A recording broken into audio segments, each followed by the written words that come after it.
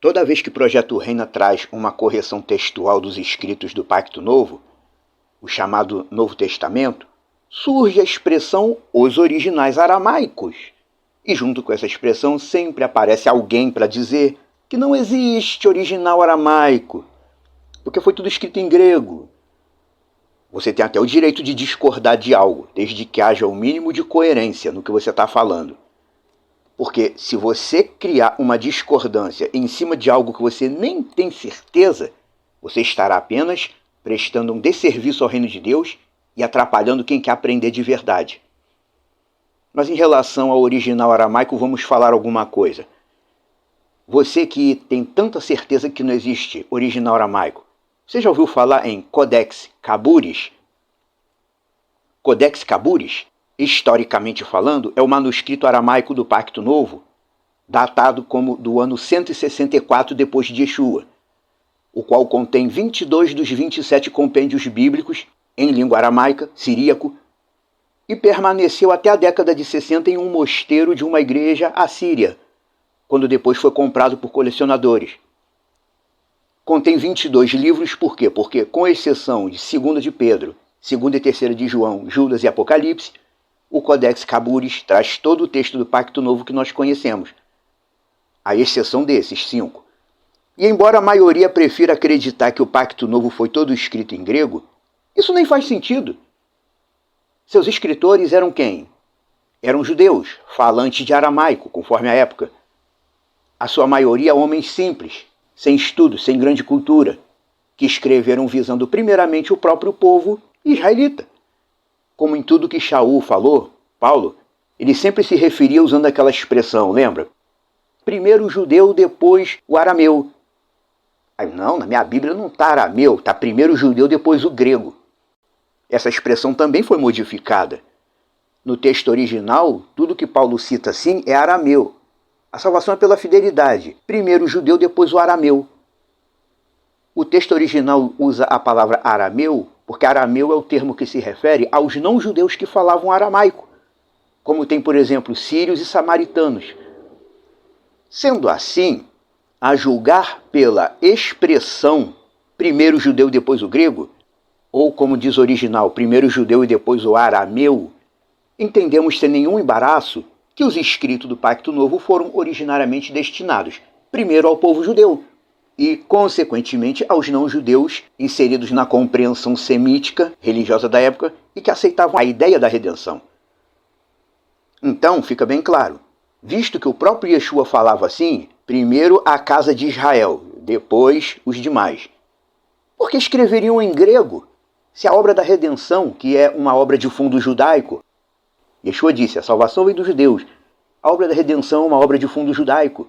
Primeiramente veio para os da casa de Israel, os falantes de aramaico. Que sentido faria judeus escreverem a outros judeus em grego? Não faz nenhum sentido. E as coisas de Yatzevaot sempre fazem sentido. Você pode medir pelo judeu de hoje em dia.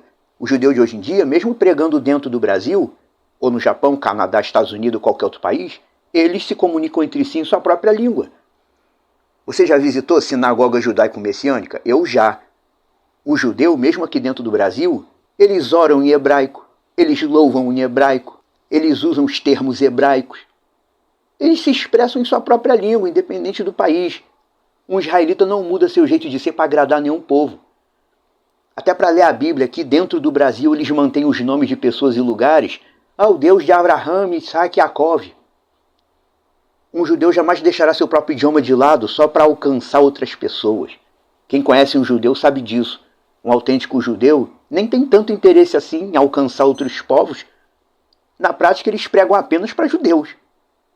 E no meio do percurso acaba alcançando algum gentio. É assim que acontece. O judeu é assim. Por isso tudo que foi dito, não faz o menor sentido que judeus falantes de aramaico tenham escrito a outros judeus falantes de aramaico, senão no próprio idioma aramaico. Você conhece algum judeu pessoalmente? Pergunta a ele em relação aos textos do Pacto Antigo, se ele se baseia na Septuaginta ou no texto hebraico, considerado a fonte original. Conclusão.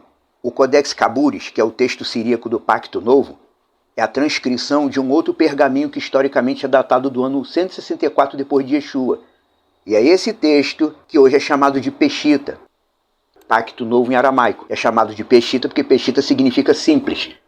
A Peshitta é apenas a transcrição simples dos textos do Pacto Novo. Certo? Mas aí você vai dizer, mas espera aí, se esse texto é o mais correto, por que ele deixa de fora? Segunda de Pedro, segunda de João, terceira de João, por que deixa de fora? O reconhecimento da sacralidade escriturística é outro assunto completamente diferente, pois até o próprio livro de Enoque, que é reconhecidamente espiritual, não foi incluído no rol de textos bíblicos. Foram os criadores das religiões dominantes da época que escolheram a dedo o que iam deixar de fora e criaram esse negócio de cânon sagrado. Entenda de uma vez por todas, que os textos do Pacto Novo não foram escritos para nós. Eles foram escritos para os da dispersão. Ou seja, foram escritos para os judeus que estavam espalhados pelo mundo, já desde aquela época. Para que esses judeus, através dos escritos, se firmassem no conhecimento verdadeiro da redenção e a partir daí eles compartilhassem isso com as demais nações. Porque Yah escolheu o povo Israel para dar testemunho de si. Primeiro tinha que passar pelo judeu, primeiro o judeu, depois o arameu. E tudo partiu desse ajuntamento de escritos que hoje chamamos de Codex Caburis, que tecnicamente é o original aramaico. Simples assim.